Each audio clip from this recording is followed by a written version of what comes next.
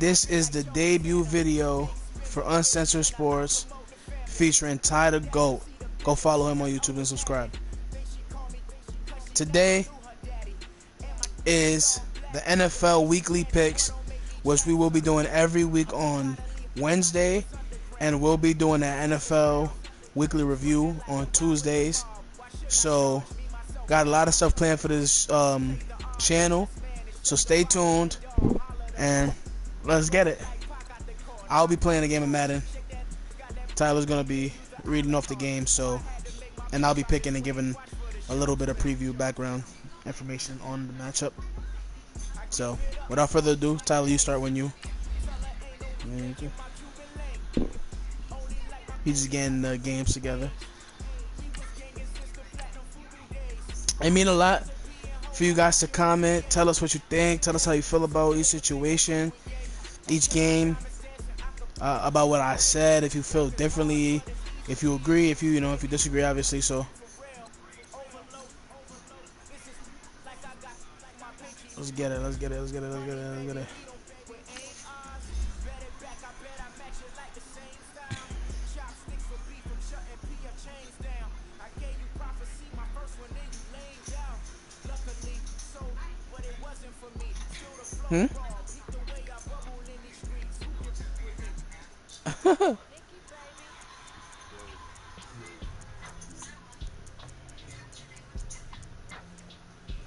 Should I? I'm gonna use the Jets. I gotta use the Jets. It's the team, boy. It's the team, boy.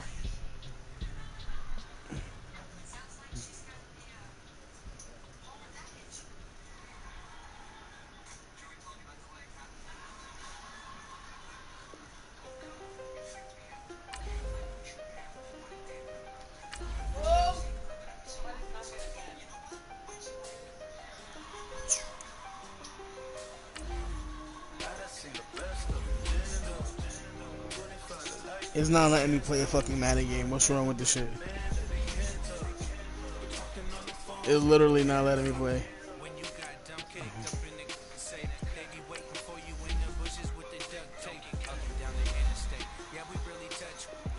It says an unexpected error occurred while starting your game.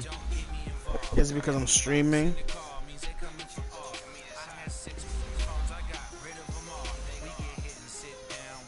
You said just what? Oh, player like an exhibition game? Okay. I bet.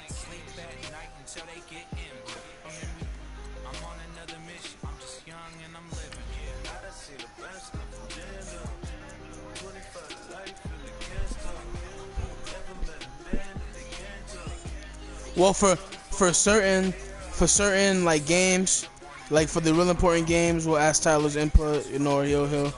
For the really big ones, we'll have him pick. And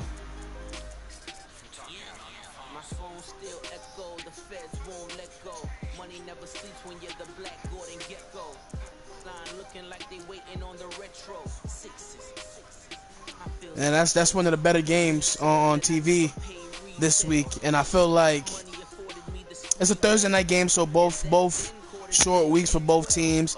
Minnesota coming off a really horrible loss to Buffalo, and St. Louis coming off a really good win over the Chargers. So it was one of my upsets this week. I'm gonna pick Minnesota. I think Minnesota has to win this game more than the Rams do, and I think they'll come out strong. Kirk Cousins has to have a big game. I mean, they paid him I think it was $89 million this offseason, guaranteed money, man. He has to. These are the games he has to win, and you said that in week 2 against Green Bay. These are the games they brought him in to win, not necessarily the playoff games. You get to the playoff, you take it one game at a time. It's these big games right here against the Rams, against divisional rivals like the Packers or the Lions or the Bears. Those are the games he has to win. So I really think it's essential for Kirk Cousins to come out and play well. On the other side of the ball, the Rams, that defense is great. However, Marcus Peters injured his knee. He'll be missing 2 to 4 weeks. Aqib Talib will be out for a couple months now. So those are their 2 starting cornerbacks. They have to be able to defend Stephon Diggs and Adam Thielen in the slot. And that will be huge for the St. Louis secondary. It's a huge test for the St. Louis secondary now, being that Marcus and Akib are out. So, like I said, I'm going to give my pick to the Minnesota Vikings. I think it's going to be a close game. I want to say 24-21, Minnesota. Honestly.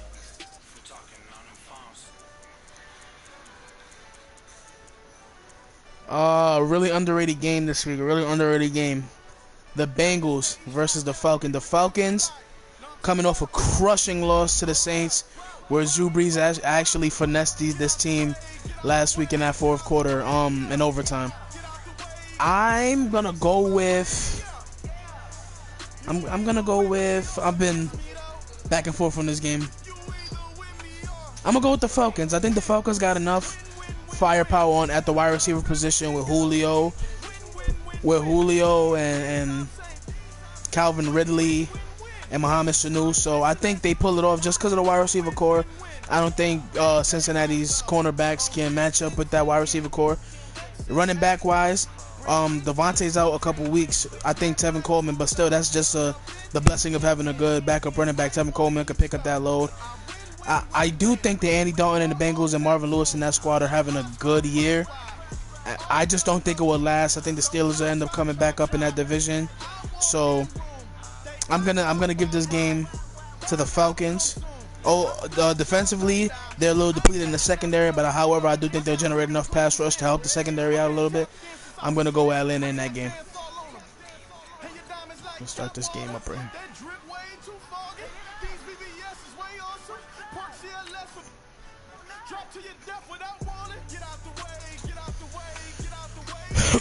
Well, man, Tampa's had a hell of a season through 3 games, man. Ryan Fitzpatrick has thrown for 400 yards in each game. Fitzmagic, I should say, has thrown for 400 yards in every single game. And last game, I think, was the most important game, albeit it came in a losing effort. He threw 3 first half interceptions on back-to-back-to-back series. But what I think will give Tampa Bay a little more confidence in him, even with Jameis Winston coming back, is the fact that he rebounded. He came back and he threw 2 interceptions in the second half to put his team back in and give him a chance to win. So, however, I do think, who they playing?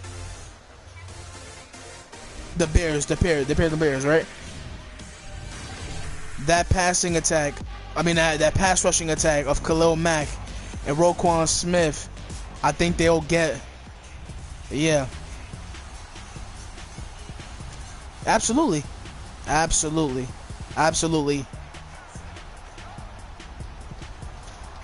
Exactly, and that's something. He's had a strip sack in every single one of his games so far, and it's not like he's going up against, trash O-line. Green Bay has a formidable O-line, and last week they played Arizona, which that O-line is really bad. But Khalil Mack is just a one-man wrecking crew, and he gets wins with just his presence, which is really key in this league. I don't know what the Raiders were thinking trading him. I'm gonna give this game to Chicago because of that passing attack. I think Mitchell Trubisky is really coming into his own. The passing attack is much improved with Taylor Gabriel and Allen Robinson III. I'll give that game. How you feel about that game? Who you got?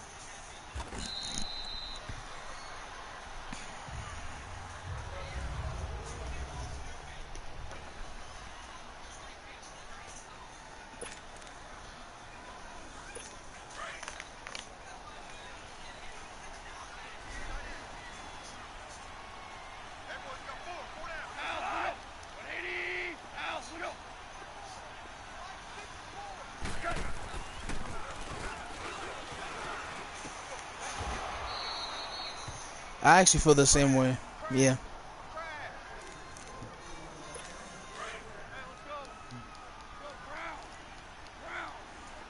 That's ideal. Exactly.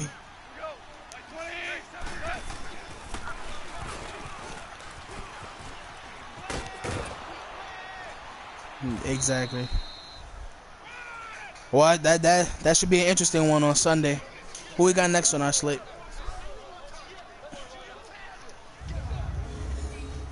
Whoa. Talk about must-wins, Ty. The Cowboys are definitely in a position where they have to win this game, bro. Like, just based off of how that offense has looked in the first 3 weeks, and then you put that with the moves that they made in the offseason, getting rid of Des Bryant, you know, that doesn't kind of bode well. They got rid of their little other slot receiver, Ryan Switzer. He plays for Pittsburgh now. They got rid of a lot of offensive firepower, and that with the loss of Travis Frederick at center, that offensive line doesn't even look the same anymore. Zach Martin is really the only guy you can point to, and Tyron Smith is him and Zach Martin are the only two you could point to and say those are all pro, you know, offensive linemen, and they're used to having 4 at least on their offensive line. The Lions, on the other hand, coming off a huge win against New England. Matt Patricia gets his first win as a head coach. It's hard, man. This game is specifically hard for me because I feel like the Lions played exceptionally well last week. Defense played really good against Tom. But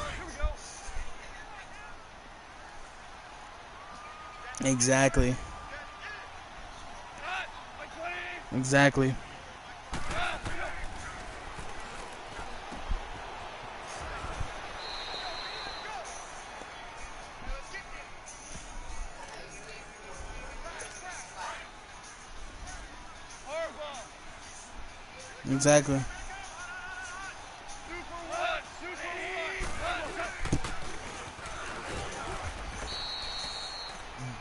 The ball, yeah, exactly.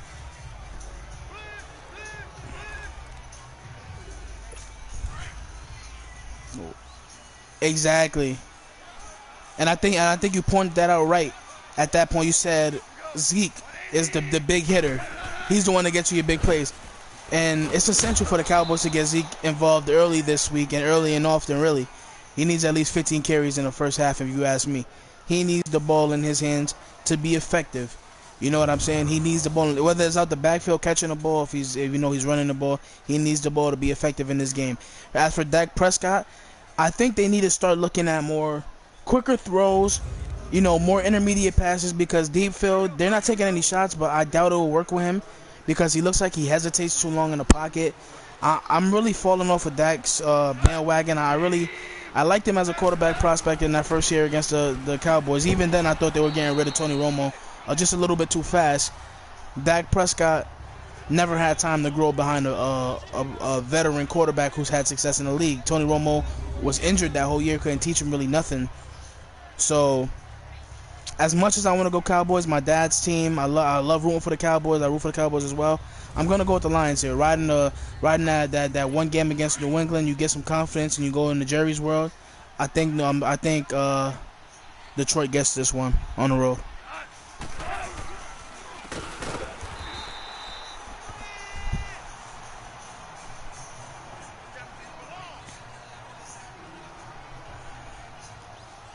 Whew. Man, that Packers defense looked really bad against Washington last week. And I truly feel like, yeah, I know, yeah, exactly. Any hit for him, he could poke him or push him down, man. That's a roughing the passer. Man, that rule is ridiculous. We'll get to that though later in the show. But what I really want to stress in this game is rookie Josh Allen's maturity. I kind of seen him grow within 3 weeks. It's crazy. In those first 2 weeks, he looked kind of flustered, but you can still see some leadership traits within him. And him basically just riding it out, and him telling the team, let's keep fighting. Obviously, Vontae Davis didn't listen to that message, but a lot of those other Bills did. And they came out on Sunday, and they put an inspired performance on the field. Something I wish my Jets can do against a great team like the Vikings. Josh Allen is a star in the making. I truly think he can be something special as long as he has the right development team with him. Sean McDermott, is essential that Sean McDermott teaches him the way and how to keep his composure and how to be poised in big moments. However, you know who the name is. When you talk about any Packers game, you know who you're favoriting. Aaron Rodgers is one of the greatest to ever do it, and he doesn't lose 2 weeks in a row. So I'm going to give this game to the Packers. The wide receiver core is really meshing well with Aaron. Last week he had a couple big throws, you know what I'm saying, to Devontae Adams and to Randall Cobb. So Jimmy Graham is also an X factor on that offense, somebody who they can throw to in the red zone. Last week wasn't their best performance. I think they come back and they rebound from that performance. Sorry, Bills. I think you're gonna have to wait a couple more years for some long-term success, but you guys are definitely in the right direction. You have any thoughts on that game, Tyler?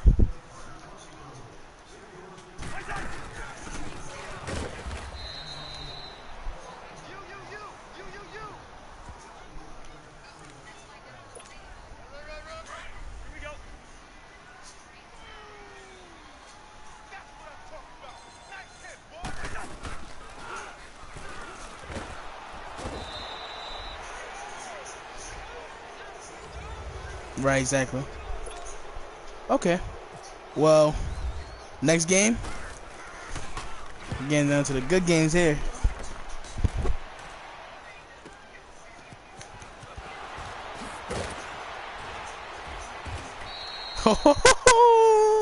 We got a divisional game. We got Ty's team. Look. Look. The Texans are 0-3. Is it panic time? Absolutely, it's panic time. Deshaun Watson, highly touted, coming into the second year off the ACL injury, had high hopes for him. He hasn't performed nearly as well as we expected. He has the weapons. The defense is really solid. I can say they can play better, but they're really solid. Deshaun Watson has to make plays. At Clemson, he was known as a playmaker. In the NFL, the Texans drafted him in the first round to be a playmaker. But let's talk about an underrated defense in the league, and that's the Indianapolis Colts. Held the Washington Redskins to 9 points 2 weeks ago. They held the defending champs to, what was it, Ty? What was that? I think 17? 16. Right. It was a loss, but the defense played really well against defending champs, which you think it should be a blowout against the Colts. Yeah, I think that second half of Carson Wentz was really big, but yeah,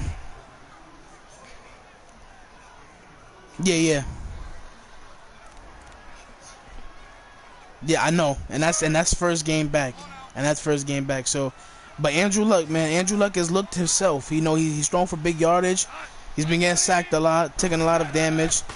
But I think they, right, exactly. Right. I think this week it's a tough game to call, man. It's a really tough game to call. Houston really needs a win, and that's why I'm gonna go Houston. The Colts are they're 1-2, and I don't really think any of the blame goes to Andrew Luck. Just a young defense. Their defense entirely, Aaron Donald is worth more than your whole defense, and that's one player. So you have a lot of young developing players. In a couple years, you'll have a top defense just because you got, Malik Hooker. Hooker in the back at corner. Like, you got a lot of young pieces on this team where, exactly. And I think Andrew Luck coming off his injury, a couple years for him to get back to real Andrew Luck form.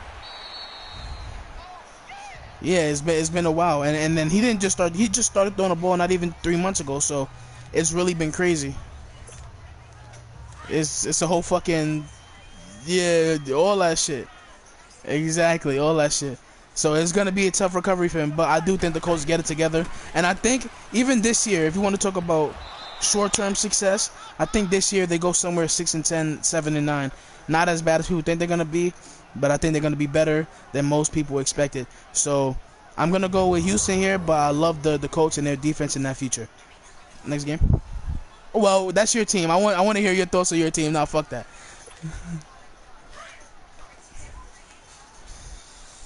Nah, that's all right. Hey, look, exactly.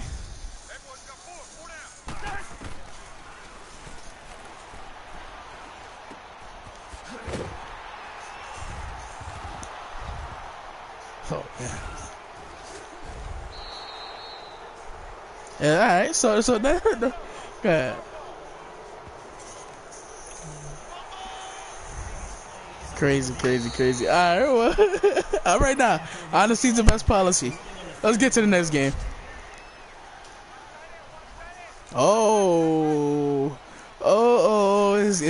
It's that time. This is a game I've been dreading from when I got the schedule out. But I gotta say, after last week's performance at Tennessee, I think the Jaguars are weak on the offensive side, and this is where we want to attack. Last week against Tyrod Taylor, we got early pressures with the right blitzers. I mean Jamal Adams, and yes, I'm throwing subs at the team because I feel like later in the game they went to more cornerback blitzes instead of safety blitzes. I don't really like the idea of cornerback blitzes just because our corners are not the biggest. Tremaine Johnson is tall, he's kind of lanky. Morris Claiborne is not fast. You know what I'm saying? Buster Screen, he's a good blitzer, but you know he was just doing a lot of way too much holding in that game. But I do think they got a weakness at quarterback. You know, Blake Bortles has shown me some stuff. I'm not fully sold on Bortles. However, I do think this against New England. And yeah, you know, it's average, so it's like I can't really base. And I think the Jets have potential.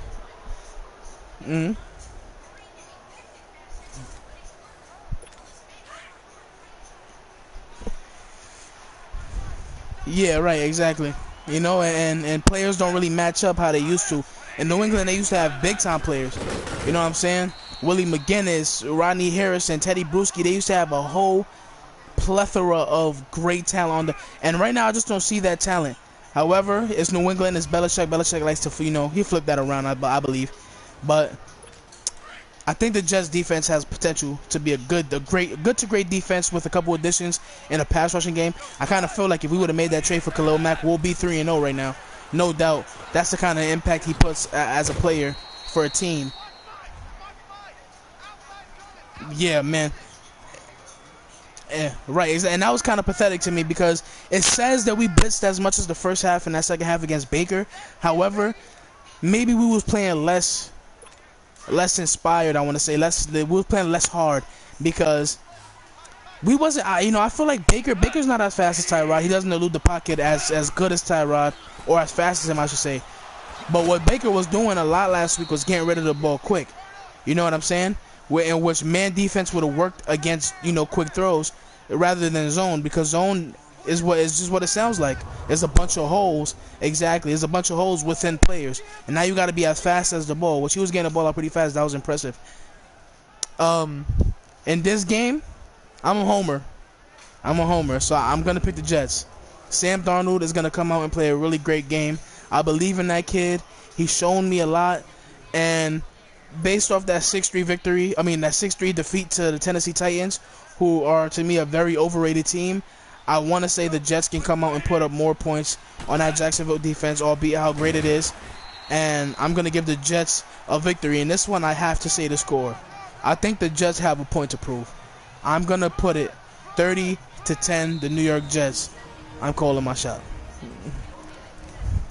Yeah.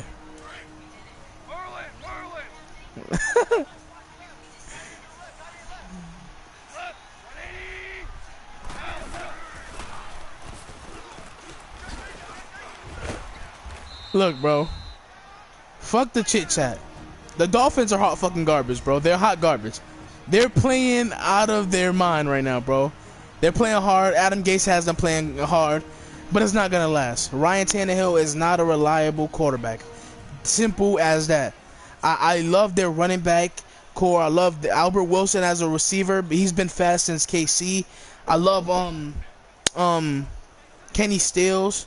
You know what I'm saying? I love the young running backs they got, but I just don't see the Dolphins beating the Patriots and going 3 games up on everybody in the division. And if that happens, I don't even want to tell you guys what I'm going to do, but that would be ridiculous. I don't think they're that good of a team, so I'm going to go with the Patriots. And the Patriots, there's no introduction, there's no review for the Patriots. They do this every year. They have these bad games, and people think, look, this is it for the Patriots. This is it for the Patriots. This is it for the Patriots. Me as a Jets fan, of course, you think I wouldn't? Yeah. But you know what the Patriots do better than other teams? Yeah, I know. And you know what the Patriots do better than other teams? They make adjustments.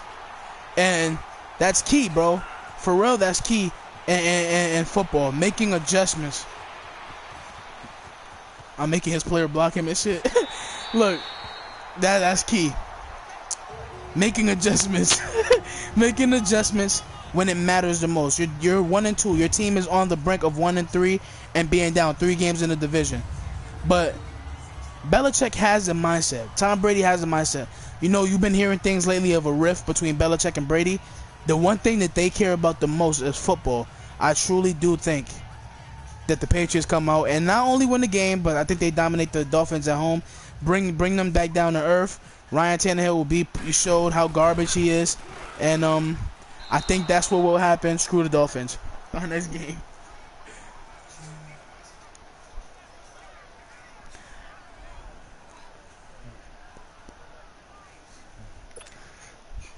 Oh, this looks like a dirty game, man. Like this looks like a trenches kind of game.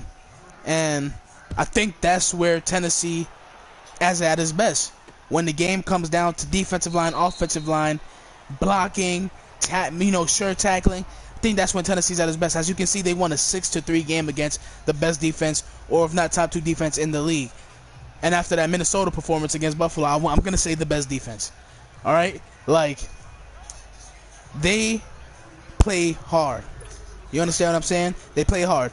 They don't necessarily have the skill, as that the Eagles have or the Giants have at wide receiver or anything. They don't have the skill. They have the reliability of a quarterback who knows when to run, who knows when not to run. They have a good hard-nosed running back and Derrick Henry. They got some good wide receivers out wide. I think Tennessee is a good team and an underdog this week, and as they should be against the reigning NFL Super Bowl champions. However, the Eagles are one of those teams I feel like they're going to come back down to earth this year too. I think Carson Wentz is a great quarterback. I think the defense can be a little better, and they're missing Jay Ajayi and Darren Sproles probably for another week. So I'm going to give the game to Tennessee. Tennessee can win this game if they like I said, if they play it in the trenches, if they play a defensive line game, pass rushes. If it's a defensive game, I think Tennessee has it. And that's one of my upset picks. I wouldn't take it to the bank, but I'll tell you right now, I have a good feeling that Tennessee can get this done with Mike Vrabel. Tyler?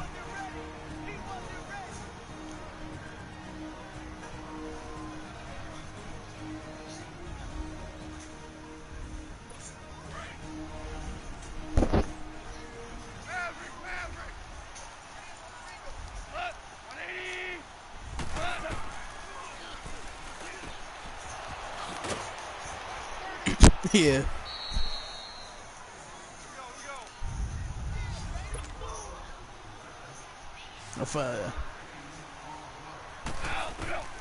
Oh, he's a great quarterback, bro.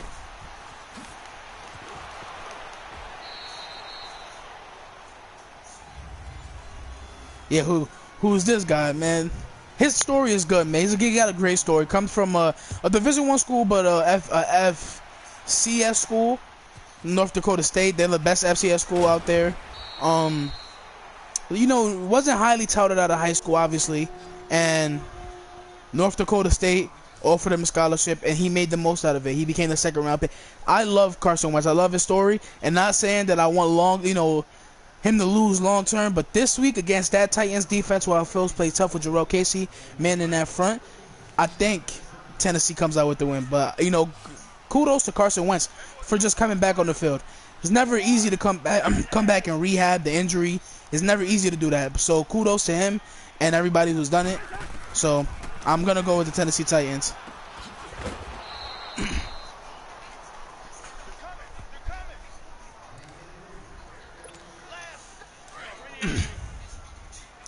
The Seahawks versus the Cardinals. This game may seem like a fucking waste of your time. To me, it's football heaven, having these quarterbacks play. Russell Wilson versus Josh Rosen. Let's start with the Seahawks side of things. It is so weird. I don't know about for you, but it's so weird for me to see the Seahawks kind of lacking talent when all they had, especially on the defensive side, was talent over the last 5 years. We've seen them in 2 Super Bowls. We've seen them beat the best teams every single Sunday in the 12th man. I think America, as we watched, we kind of love that team. And I think for all of us individually, even though we root for the Jets and we loved what they were building in Seattle, and when he threw that interception, that was fucking heartbreaking, bro. I remember that shit. And I think that ended the dynasty of the Seahawks. You know, when you have beast mode in your backfield and you don't run the ball with beast mode, your team is bound to give up. You know, and I think that's what happened. There was a rift in office about if they should have ran or thrown that ball. Since then, we have Richard Sherman gone. Cam Chancellor sadly retired because of a neck injury, which is never good to see, especially to one of the best fucking hitters and strong safeties the NFL has ever seen. Earl Thomas is the last one there. Michael Bennett, Cliff Averill, these guys are gone. So it's so weird for me to see that. However, they got the magic in Russ. You want to say Fitz magic? Russell Wilson should have magic added to his name because he makes things happen. Simple. He improvises the best out of every quarterback. Pressure coming in his face, he eludes that. He makes something happen with the ball. This is why you can never count the Seahawks out. And then, on top of that, they're going up against a defense with the Cardinals that's played kind of putrid over the last 3 weeks.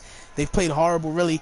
And Russell Wilson against a horrible defense calls for some pickings. You know what I'm saying? He's gonna pick on those cornerbacks real good. He's gonna lead the Seahawks. But I think the Seahawks win. However, I must stress this about the Cardinals. They have a young up-and-coming star in Josh Rosen. This year, you may not see it. Offensive line is really bad. He only has Fitz for 1 more year, and that's a tragedy because Larry Fitzgerald is one of the greatest wide receivers of all time. I'm sad to see him go next year, and that's true because he's one of the good guys of the National Football League. You can tell by everything he says. He always says the right thing. Yeah, but Josh Rosen's a star in the making. And David Johnson, they got him under contract for the next 4 years, so they're going to make something out of Rosen and David Johnson. Their job right now is to get that secondary for the defense a little better, somebody to pair with Patrick Peterson, and to get that offensive line. For a quarterback to work, you got to get the offensive line, and that doesn't just go for Rosen, but it goes for Darnold, for Mayfield, for Lamar Jackson, for fucking Josh Allen. It goes for every single rookie quarterback, and every quarterback in general. Get the offensive line straightened out first. One of the key parts of a team. I think they have a bright future. I think Josh Rosen will struggle a little bit this year, but I think they'll get it together within the coming years. I like the Seahawks in that game. I love the 12th man. I love the Seahawks. I hope they get back to their old form. What's going on next?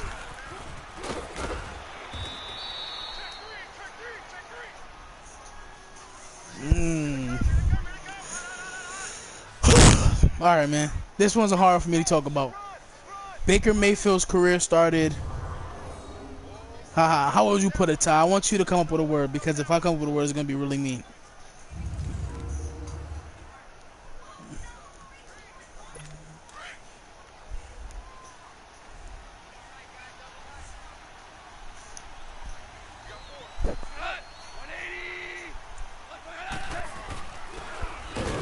Showed what he did right there. Showed like, look, nigga, I got the arm. Like, you feel me? At the end of the day, I got the arm.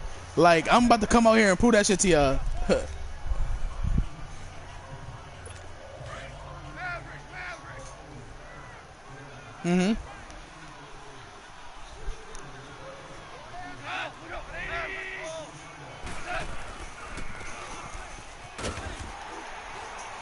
And that's so true, bro. That's so true.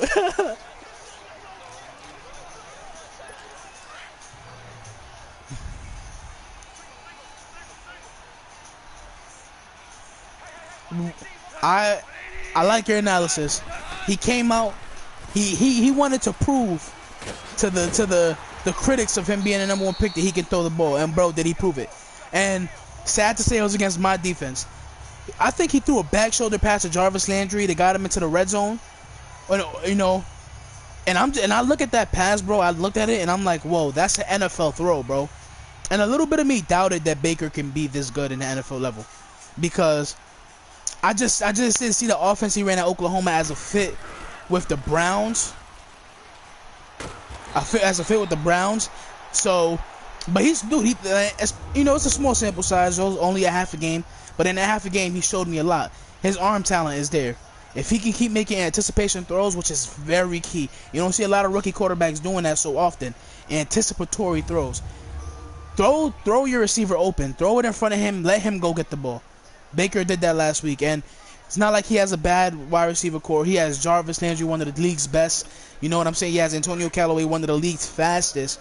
You know what I'm saying? And then a healthy group of running backs. Carlos Hyde, you know what I'm saying? Duke Johnson III.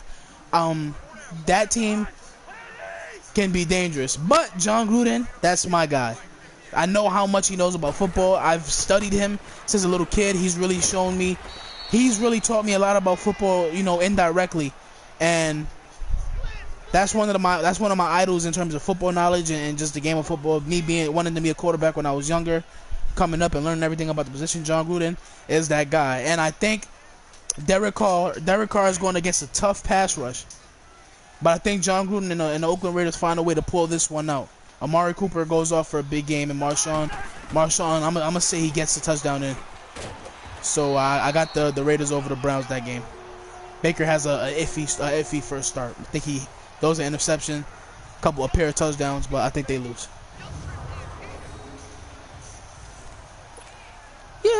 Yeah. Right, exactly. That's expected.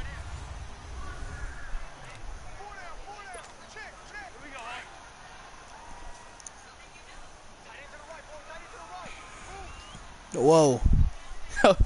That one was crazy, bro. And Jimmy G, one of the league's up and coming talents. He went out with a ACL tear last week. It was really sad to see. You don't want to see nobody go down like that, really, whether it's your team or not.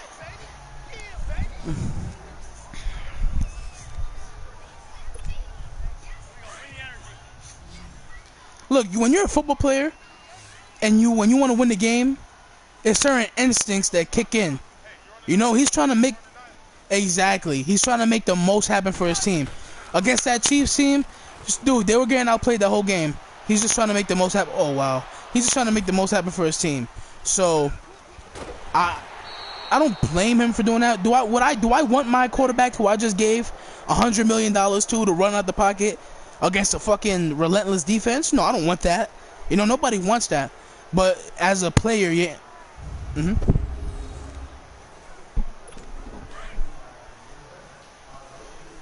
He didn't get out of bounds. Yeah. And I think that's one he's gonna regret for the rest of his career, because a lot of people don't come back from ACLs. You know what I mean? And so if he's one of those cases, that'll be a play he regrets for the rest of his career. I don't, you know, it's not like I want to say I disagree with it per se. I don't agree with him not getting out of bounds, but I do understand wanting to get more for your team. Your teammates putting your trust in you. You're supposed to go out there and put your body, you know, exactly. Just that was a bad decision. And let's pray to God that he gets better over the offseason and comes back next season playing like the Jimmy G we know he can play like. Who they going up against this week? The Chargers. Right? The Chargers. Phillip Rivers, man, that's all reliable right there, bro. The arm talent, he's amazing. He's an amazing QB, bro. He's an amazing QB, bro. He knows how to play the position of all time, bro. And his fire, the fire that he plays with, the trash talking mentality, I love it. I love it. He plays the game, the tough, the right way. Keenan Allen at his side, Melvin Gordon behind him. I think the Chargers get this win against San Francisco, I don't even know who they're going to be starting at quarterback. I think it's Blaine. I don't think Blaine Gabbert's their backup anymore. It's I don't even know who their backup is anymore, but I think they'll be looking to trade for a quarterback, specifically Teddy Bridgewater, in the coming weeks. That team is not too bad. It's not too horrible in terms of talent, so I think they can fill the gap with Teddy Bridgewater. But I'm going to give the game to the San Diego Chargers in a close one. Oh, man, I'm sorry.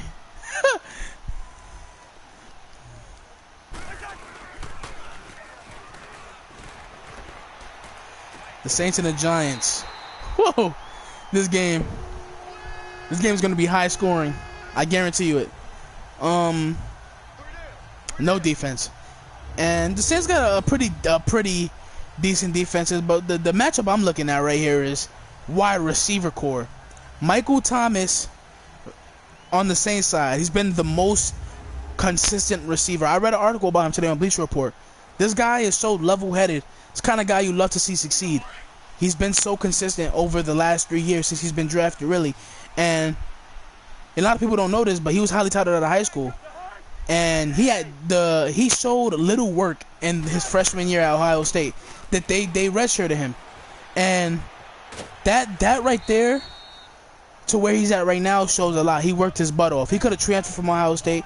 And the article I read, he said, I felt like that would be quitting. When you lose your starting job and you transfer, he felt like that would be quitting.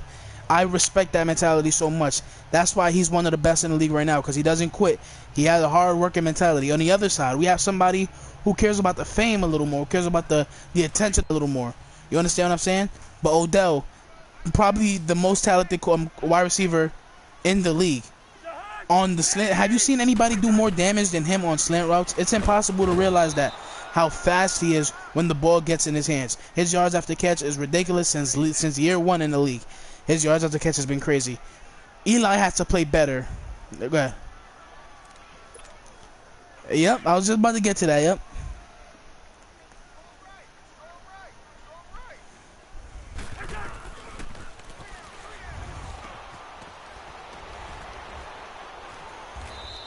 Exactly. And no, and that goes for Div. I mean, look at the catch, the most famous catch in NFL history, the one-hander. That goes for any throw. You can throw it out of bounds if you touch it, or you can guarantee you got at least a shot to catch it with Odell Beckham Jr. And Saquon Barkley in the backfield. It comes down to Eli. If they're gonna have any success this year, long-term success, playoff success, Eli Manning has to play better. Offensive line has to play better, and it goes hand in hand.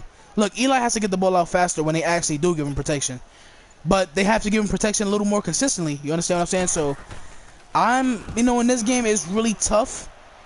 It's really tough, but I'm gonna give it to Drew Brees and the Saints. You have a quarterback like Drew Brees who knows how to throw that ball, knows how to make plays. Last week, damn, he ran for 2 touchdowns late in the game. That's the kind of quarterback you need. A quarterback who makes plays but is smart. And that's the shot at Jimmy G. A quarterback who knows how to make plays, who knows when to run the ball, but knows how to use his body, knows how to control his balance. I'm going to give the Saints the one. Go ahead.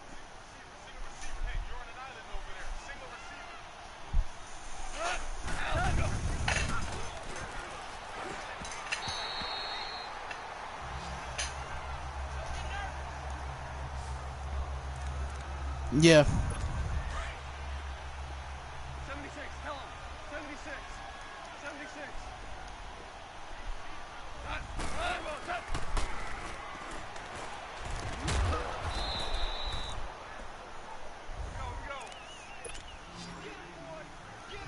Exactly. They have Drew Brees, who he's known for throwing that ball deep downfield. And like I said, don't sleep on those underrated wide receivers that he has, because those guys, they play hard. They make sure their balls in their hands. Benjamin Watson at tight end, he's been reliable all year. Michael Thomas' drop rate is elite, bro. Drop rate is elite right now. I think he's had 24 targets. He's caught 22 passes, none of which have been drops. So the 2 passes that he hasn't caught have been overthrows or underthrows. That man is a problem. Drew Brees will get him the ball. Drew Brees will win the game with Alvin Kamara in the backfield with him. That guy is electric. New Darren Sproles, now I'm going to call it. And the Saints have had 2 Darren Sproles in the span of years. So Alvin Kamara, Drew Brees, Michael Thomas, I think they put off the win against the Giants defense. Albeit a good defense, not going to get the job done against the Saints.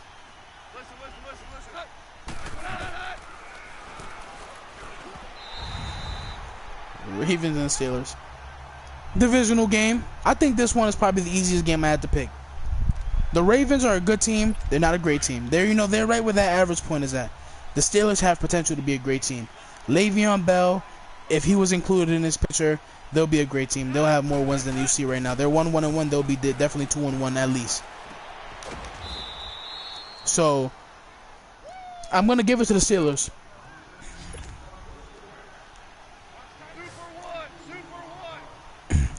Yeah, but James Conner can't affect the game in the way Le'Veon can in terms of pass catching. You know what I'm saying?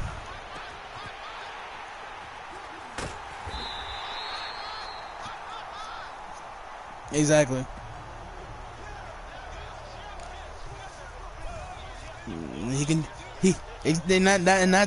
That's my issue. And a little bit after we do our picks, I want to get into some of those issues in general about the league and the kind of stuff that's happening around the league this year.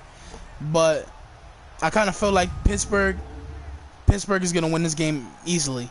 The Ravens, I don't feel, are ready to compete with the Steelers. Not just yet. Michael Crabtree's a little too inconsistent. They got rid of their third-year wide receiver Brashad Perriman.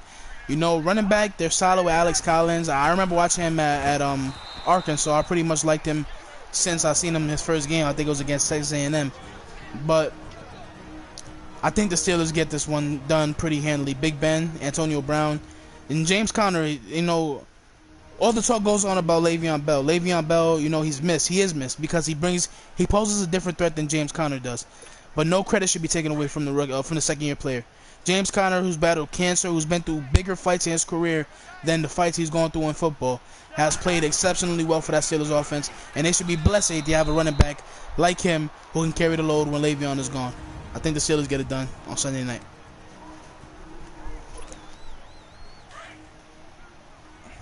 Monday.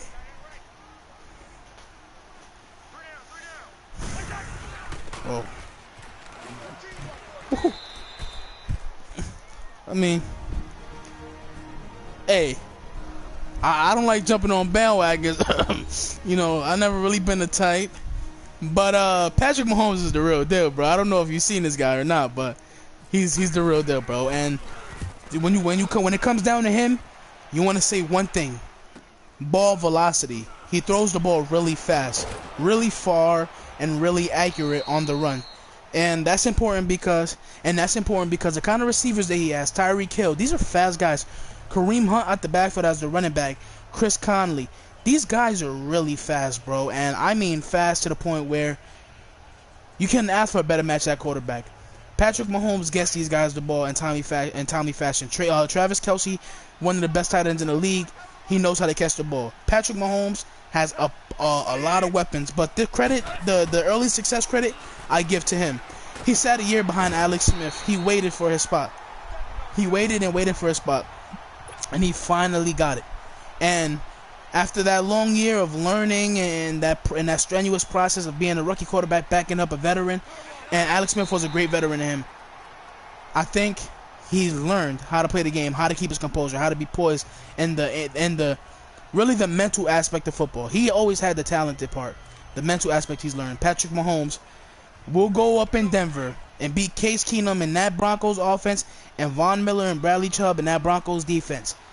I think he does it really. I think he does it handily. Like, he's going to beat them a very, very embarrassing loss for the Broncos. I see him in the future. What you think about that game?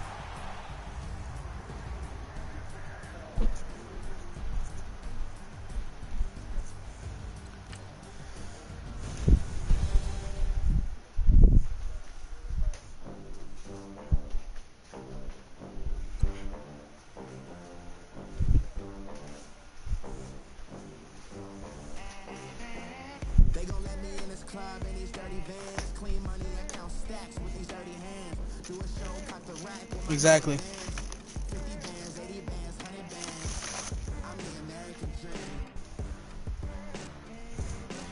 Yeah, they're one of the better defense, but you know, I've seen Mahomes do too much up to this point against solid defenses, so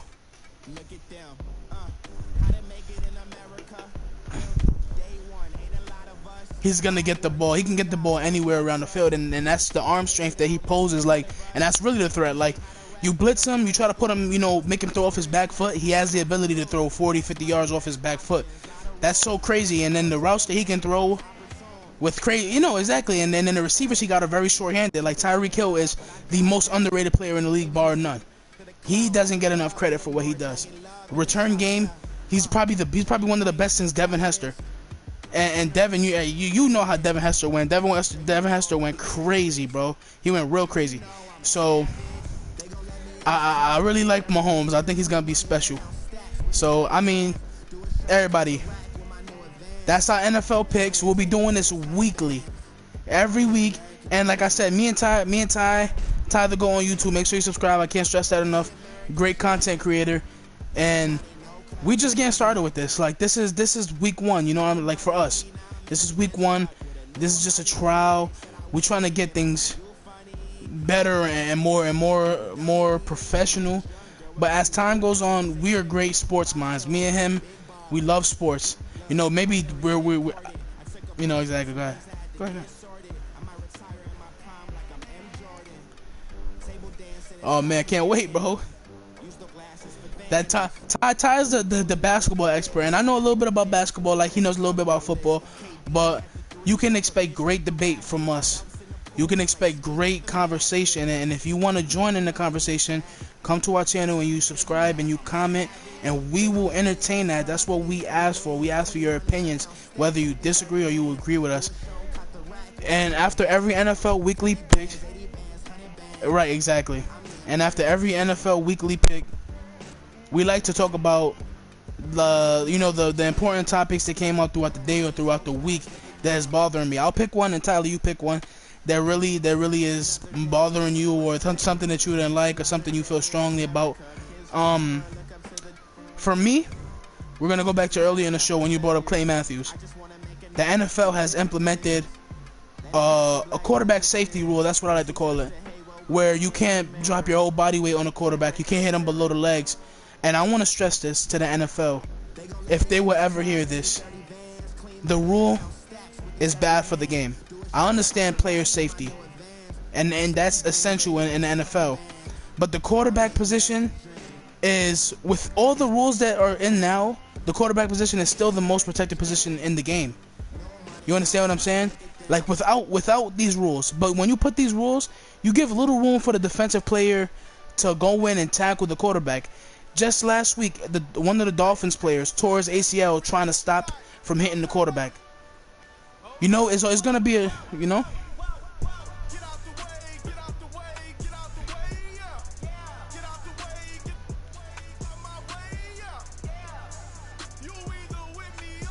Exactly, you can tell that they didn't go full effort on him, you know, and exactly, and even though he was outside the pocket, those rules that they say don't apply outside the pocket, I've seen get called outside the pocket.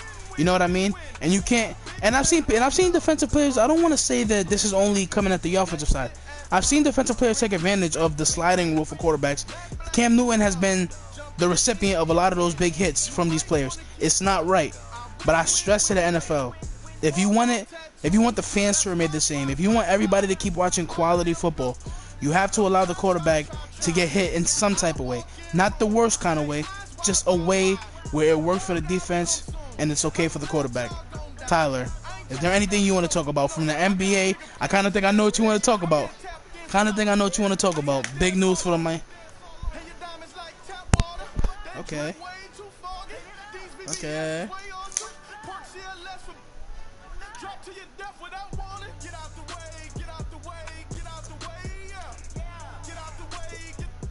Yeah.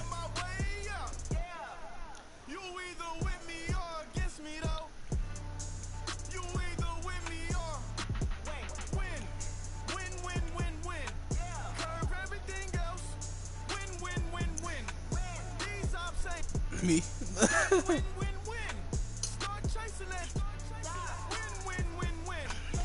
One of the better guys in the league, for real. Good guy, bro.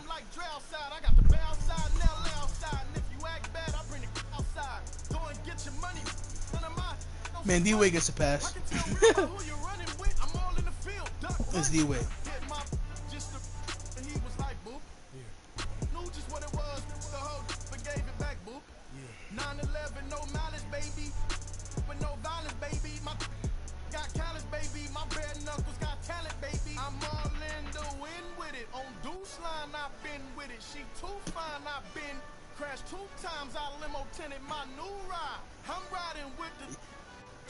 That's easy. And you know,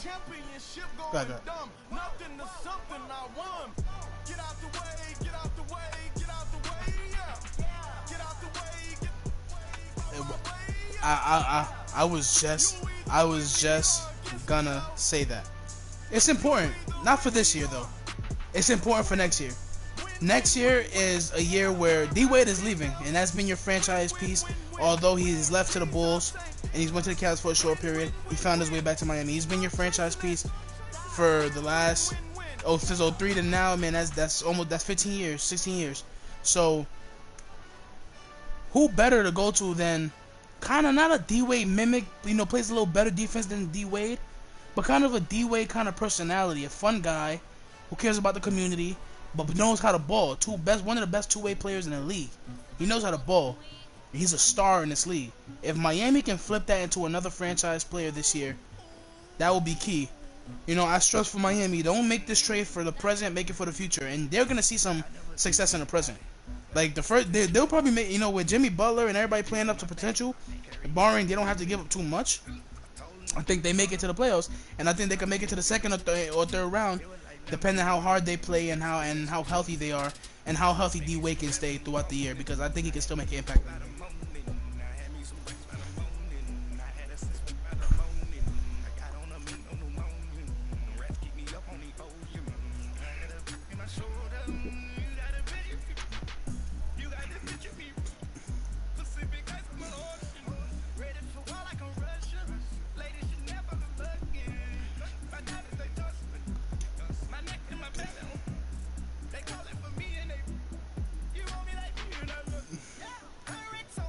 He can be more of a role player.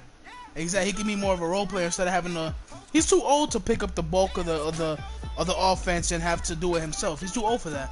But if Jimmy can come and take over that role, D Wade can learn how to pick his spots and score when he needs to, and not just score because. You know what I'm saying?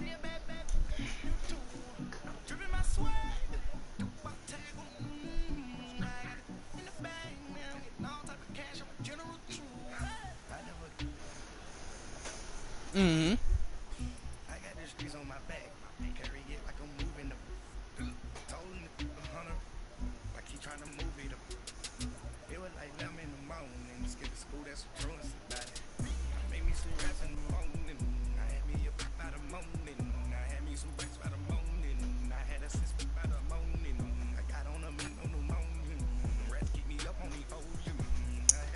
Man, that was great. Yes, that segment is one we'll do every single NFL Weekly Picks Wednesday.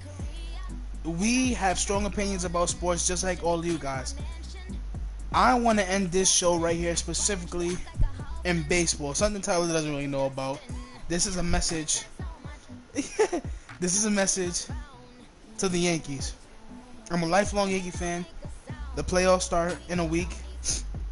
The Yankees are going to have to go into a one-game elimination wildcard matchup against the Athletics.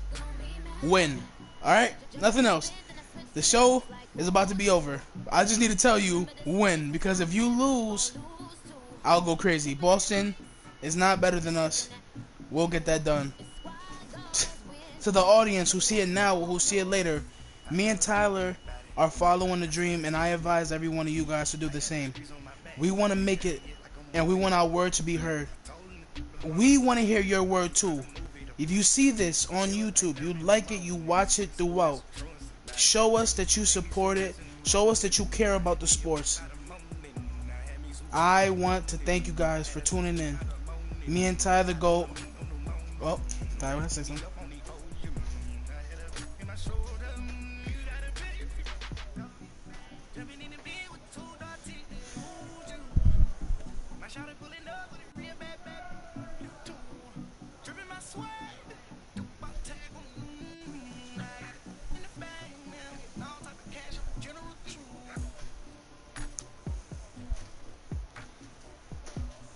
Yeah, exactly.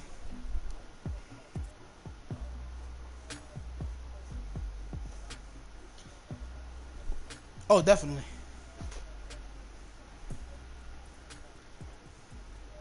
And another thing is, real quick before Ty the GOAT finishes, on weekends, me and Ty the GOAT will definitely be doing streams on our individual channels. Like I said, Ty the GOAT, capital T, capital T, capital G.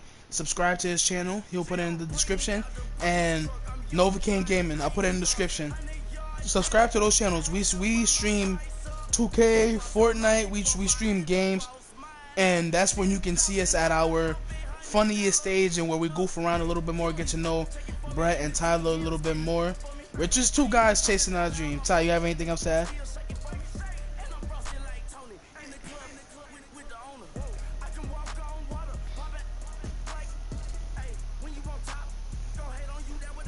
Whoa.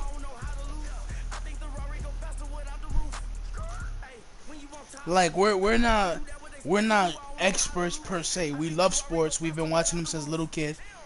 We just want to share our opinion, and like I said, we advise you guys to do the same. This is Brett. That is Ty the GOAT. Follow our channels, like I said. We'll see you guys tomorrow. We'll see you guys tomorrow. So, thank you guys for tuning in. That'll be it for the stream. Have a good night.